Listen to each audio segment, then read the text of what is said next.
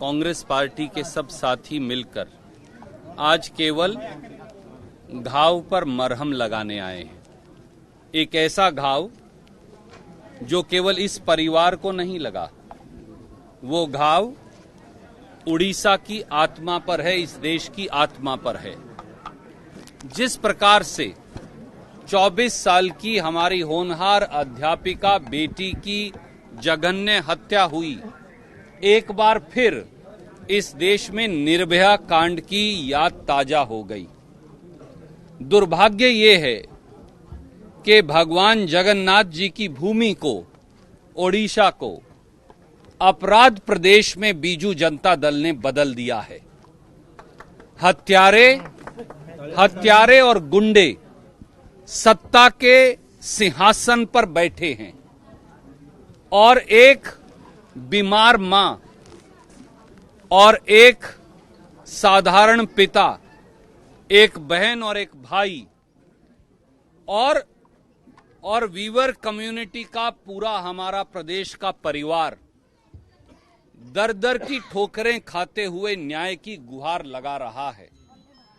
क्या यह सही नहीं कि हत्यारे के साथ सीधे सीधे संबंध प्रदेश के गृह मंत्री के साथ हैं?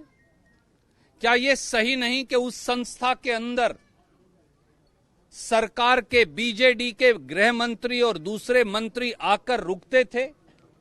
क्या यह सही नहीं कि आपने जो टेप दिखाया है उसके मुताबिक यौन शोषण के आरोप उस संस्था में हैं बेटियों के साथ? क्या यह सही नहीं कि उस गृह मंत्री पर आज तक ना एफआईआर दर्ज हुई, ना उसकी बर्खास्तगी हुई? क्या हम सब लोग परिणाम की उस बेटी को भूल गए जिसके साथ इसी प्रकार का जघन्य अपराध हुआ था? आज फिर 24 साल की एक बेटी की हत्या नहीं हुई। प्रदेश की हर बेटी के भविष्य पर, सुरक्षा पर प्रश्न चिन्ह लग गया है। हमारे विधायक दल के सम्मानित नेता ने, हमारे प्रदेश कांग्रेस के अध्यक्ष ने, हमारे प्रभारी चेला कुमार जी ने, कांग्रेस पार्टी ने, सोनिया जी और राहुल जी ने, जिन्होंने हमें यहां भेजा है, हमने ये संकल्प लिया है कि हम परिवार के साथ कंधे से कंधा मिलाकर न्याय की लड़ाई लड़ेंगे। हमारी बेटी के हत्यारों को, जो उस षड्यंत्रकारी आज सत्ता के गलियारों में घूम रहे हैं, वो बच नहीं पाएंगे। फांसी की सजा की मांग करते हैं हम हत्यारों के लिए। परिवार के लिए मुआवजे की मांग करते हैं। परिवार को सरकार की ओर से कम 1 करोड़ रुपए का मुआवजा दिया जाना चाहिए ताकि उनके आंसू पहुंचे जा सके। एक बेटा है परिवार में, बंटी मिहिर, उसको सरकारी रोजगार दिया जाना चाहिए और 90 दिन के अंदर ये चालान पेश कर, ट्रायल कंप्लीट कर दोषियों को फांसी की सजा मिल सके तो फांसी की सजा देनी चाहिए। एक गरीब पिछड़े वर्ग की बेटी के साथ ये अनाचार और अत्याचार अब ना ओडिशा की पवित्र धरती को मंजूर है और ना देश को।